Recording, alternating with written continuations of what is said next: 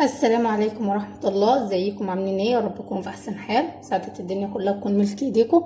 احنا النهاردة الوصفة بتاعتنا سهلة وبسيطة جدا، عيش السراي.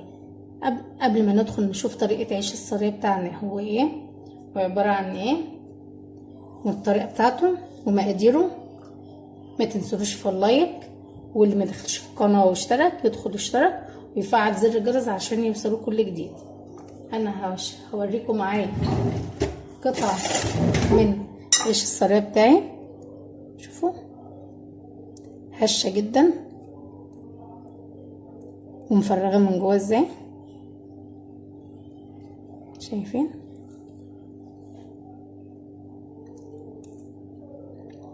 وخفيفة جدا. طبعا هو اول ما طلع من الفرن بتاعي سقيته بالشربات على طول، لان طبعا عايز الصينيه بتاعتي تكون سخنه والشربات بتاعي بارد. يا ريت الفيديو بتاع النهارده يكون نال اعجابكم، والسلام عليكم ورحمه الله وبركاته. وتعالوا نشوف مقادير عيش السراي بتاعنا ايه. طبعا 4 بيضات، علبتين زبادي، معلقه سمنه كبيره، نص كوبايه سكر،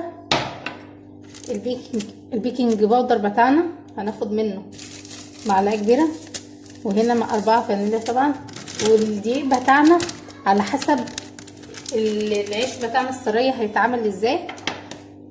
ادي البوله بتاعتنا، هنزل بالبيض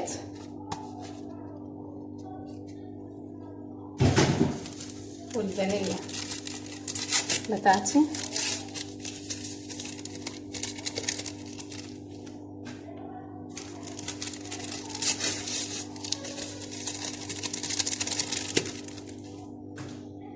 هنزل عليهم طبعا بالمضرب بتاعي.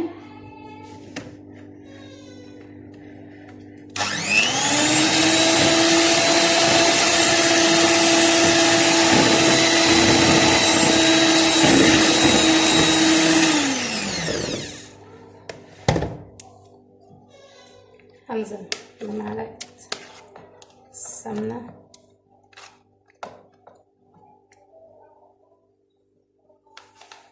والسكر بتاعي، نص كوباية سكر، واضرب المكونات بتاعتي كويس جدا.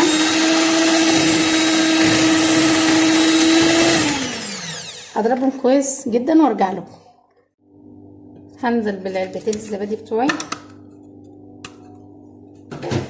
وارجع اضرب تاني.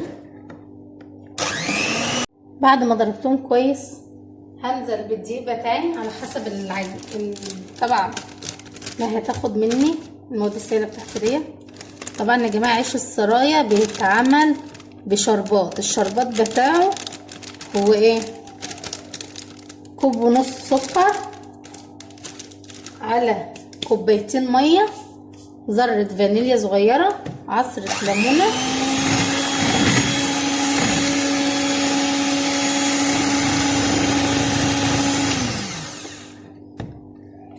طبعا انا هخلص العجن بتاع الكيكه العيش السراي بتاعي وهوريكم معايا هو خد تقريبا قد ايه دقيق. والشربات بتاعي يا جماعه هيكون كوب ونص سكر زائد 2 كوب ميه على ذره فانيليا، عصره ليمونه. هترفعي على النار لحد ما ياخد القوام بتاعي المتناسب، لا هو سيل قوي ولا ماسك ايه متماسك قوي. وطبعا الشربات بتاعنا يكون بارد. اول ما بتخرج الصينيه بتاعتنا من الفرن بنسقيها بالشربات بتاعنا البارد. هكمل العجينه بتاعتي اضربها جدا كويس وارجع لكم. كده اكون ضربت عيش السراي بتاعي كويس. شفتوا انا عايزه القوام بتاعي ده، شايفينه؟ ده القوام اللي انا عايزاه. طبعا جبت الصينيه بتاعتي، دي دهنتها بالسمنه والدقيق كويس، قدرتها بالدقيق.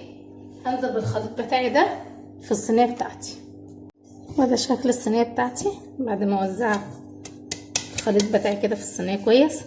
طبعا هدخلها الفرن على درجه حراره 180 في الرف الوسطاني لحد ما تاخد الشكل النهائي بتاعي، تستوي كويس جدا.